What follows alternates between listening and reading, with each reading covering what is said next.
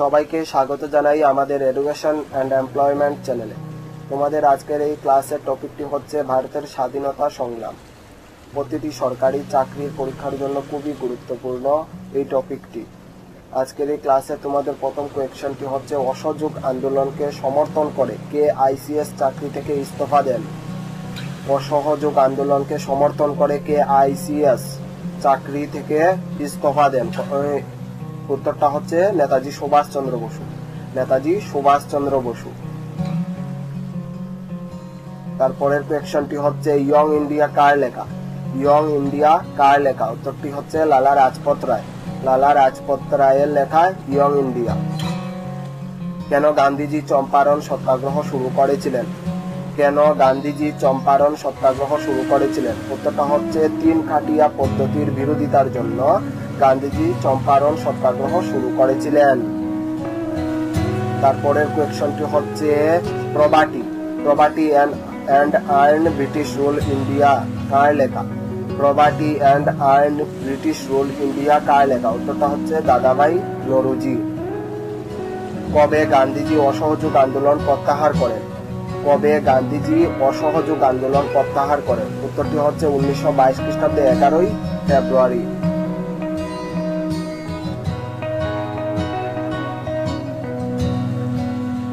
India wins freedom কার লেখা? India wins freedom কার লেখা? উত্তরটি হচ্ছে মৌলানা আবুল কালাম আজাদ। হিন্দু স্বরাজ কার লেখা? মহাত্মা গান্ধী। মহাত্মা গান্ধীর লেখা হিন্দু স্বরাজ।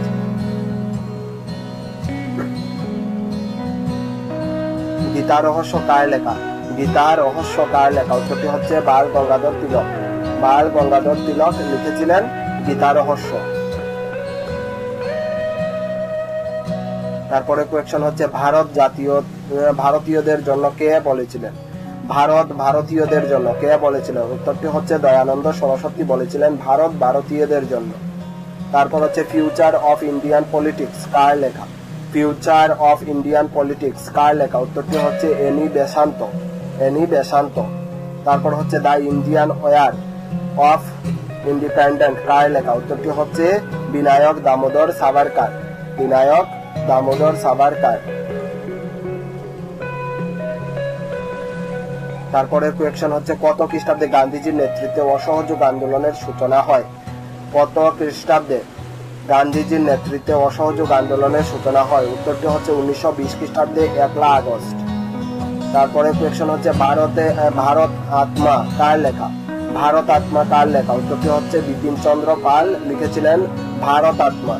তারপর হচ্ছে জালিওয়ালাবাগের জনসমাবেশে কে নির্বিচারে গুলি চালানোর আদেশ দেন? জালিওয়ালাবাগের জনসমাবেশে কে নির্বিচারে গুলি চালানোর আদেশ দেন? উত্তরটি হচ্ছে জেনারেল ও ডায়ার। জেনারেল ও ডায়ার, এটি একই সঙ্গে হবে জেনারেল ও ডায়ার। তারপরে কোয়েশ্চন হচ্ছে কোন আইনকে মহাত্মা গান্ধী উকিল নেহি দলিল নেহি আপিল নেহি বলে উল্লেখ করেছেন?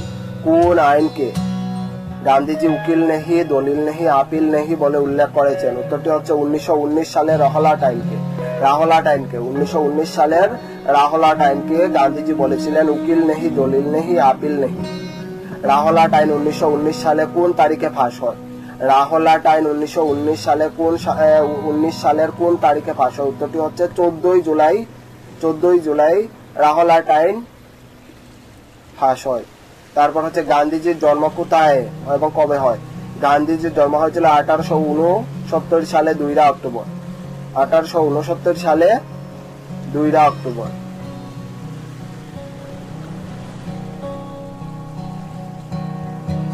মধু বারটুলি সত্যাগ্রহ কত সালে সংগঠিত হয়েছিল? মধু বারটুলি সত্যাগ্রহ কত সালে সংগঠিত হয়েছিল? উত্তরটি হচ্ছে 1928 সালে। কেন গান্ধীজি চম্পারণ সত্যাগ্রহ শুরু করেছিলেন? কেন গান্ধীজি চম্পারণ সত্যাগ্রহ শুরু করেছিলেন? উত্তরটি হচ্ছে তিন কাটিয়া পদ্ধতির বিরোধিতার জন্য। তিন কাটিয়া পদ্ধতির বিরোধিতার জন্য। তারপরে কোয়েশ্চন হচ্ছে সিডিউশন কমিটি বা রাওলাট কমিটি কত সালে সংগঠিত হয়? উত্তরটি হচ্ছে 1917। গান্ধীজির আধ্যাত্মিক গুরু কে ছিলেন? Leo Tolstoy. গান্ধীজির আধ্যাত্মিক গুরু কে ছিলেন? উত্তরটি হচ্ছে লিও টলস্টয়।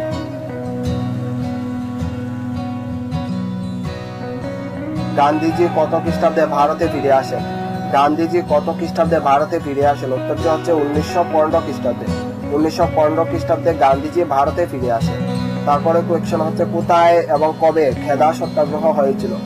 কোথায় এবং কবে খেদা সত্যাগ্রহ হয়েছিল? উত্তরটি হচ্ছে 1918 সালে গুজরাটে। 1918 সালে গুজরাটে খেদা সত্যাগ্রহ হয়েছিল। তারপরের কোয়েশ্চন হচ্ছে লবণ সত্যাগ্রহ কোথায় হয়? লবণ সত্যাগ্রহ কোথায় হয়? উত্তরটি হচ্ছে গুজরাটের ডান্ডি নামক স্থানে। গুজরাটের ডান্ডি নামক স্থানে লবণ সত্যাগ্রহ হয়েছিল। চৌরি চৌড়ার ঘটনা কোথায় ঘটে? চৌরি চৌড়ার ঘটনা কোথায় ঘটে? উত্তরটি হচ্ছে উত্তরপ্রদেশের গোরক্ষপুর জেলায় চৌরি চৌড়া নামক স্থানে। গান্ধীজির জন্ম কবে হয়? 1969 সালে 2 অক্টোবর গান্ধীজি জন্মগ্রহণ করেন। বারধুলি সত্যাগ্রহ কত সালে সংগঠিত হয়েছিল? উত্তরটি হচ্ছে 1928 সালে। বারধুলি সত্যাগ্রহ কত সালে সংগঠিত হয়েছিল? উত্তরটি হচ্ছে 1928 সালে। এই হলো তোমাদের আজকের